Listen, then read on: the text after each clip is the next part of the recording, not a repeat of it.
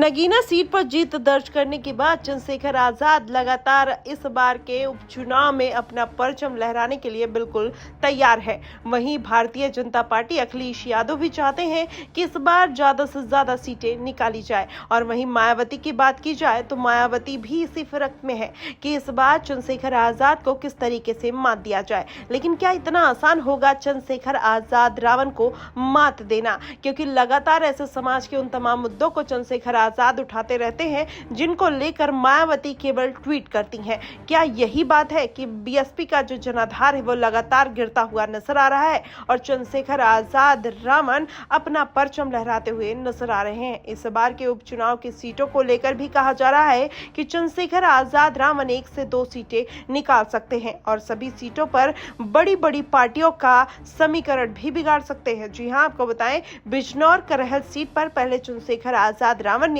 केवल चुनाव लड़ने का ऐलान किया था। फिर मझवा में जाकर जिस तरीके से उन्होंने 10 सीटों पर चुनाव लड़ने का ऐलान कर दिया, उससे कहीं ना कहीं विपक्षी पार्टियों में घबराहट देखने को मिली। चंद्रशेखर आजाद रावण वही है जो संसद में जाकर आम जनता की आवाज उठाते हुए नजर आए और यही कारण है कि युवा का जनाधार चंद्रशेखर आजाद रावण के साथ जाता हुआ नजर आया। क्योंकि चंद्रशेखर आजाद उन तमाम मुद्दों को उठाते हैं जिनमें छुआछूत, जातीय जनगणना और कहीं ना कहीं नीट का मुद्दा हो और फिर खैबर में जिस तरीके से घरों को गिराया गया और ईवीएम का मुद्दा हो, तमाम उन मुद्दों पर बात करते हैं जो समाज में आजकल चलता हुआ नजर आ रहा है। हाथरस को लेकर भी उन्होंने योगी आदित्यनाथ को कड़ी फटकार लगाई थी। उसके बाद अगर बात किया जाए तो जितने भी रेप कांड हुए हैं उसमें भी चंद्रशेखर आजाद रावण अपनी प्रतिक्रिया देते हुए नजर आए और वहीं तमाम पार्टियां कहीं ना कहीं इन मुद्दों को लेकर उतनी ज्यादा सक्रिय नहीं रहती। यही कारण है कि चंद्रशेखर आजाद रावण का दबदबा बढ़ता हुआ नजर आ रहा है। लेकिन सबसे ज्यादा अगर किसी की मुश्किलें बढ़ती हुई नजर आ रही हैं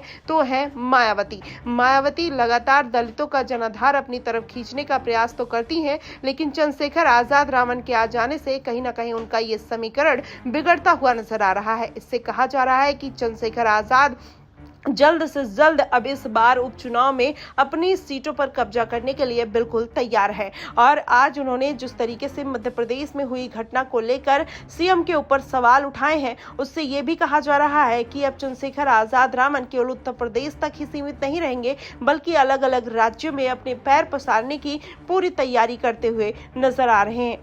वहीं चंद्रशेखर आजाद रावण की बात करें तो उनका जो जनाधार है वो केवल दलित वर्ग तक ही सीमित नहीं है बल्कि अलग अलग वर्गों में भी बढ़ता हुआ नजर आ रहा है, जिसमें दलित, जाट, मुस्लिम वोट बैंक और ओबीसी वोट बैंक भी आता हुआ दिखाई दे रहा है। ऐसे में अखिलेश यादव हो या योगी आदित्यनाथ हो या मायावती हो, सभी का समीकरण इस बार चंद्रशेखर आजाद रावण की वजह से बिगड़ता हुआ नजर आएगा। और कुछ सीटें ऐसी हैं जिस पर चंद्रशेखर आजाद रावण अपने समीकरण और अपनी स्ट्रेटेजी बनाते हुए नजर आ रहे हैं। अगर उस स्ट्रेटेजी में वो पास हो जाते हैं तो जाहिर तौर पर इस बार सभी पार्टियों के समीकरण बिगड़ते हुए नजर आएंगे।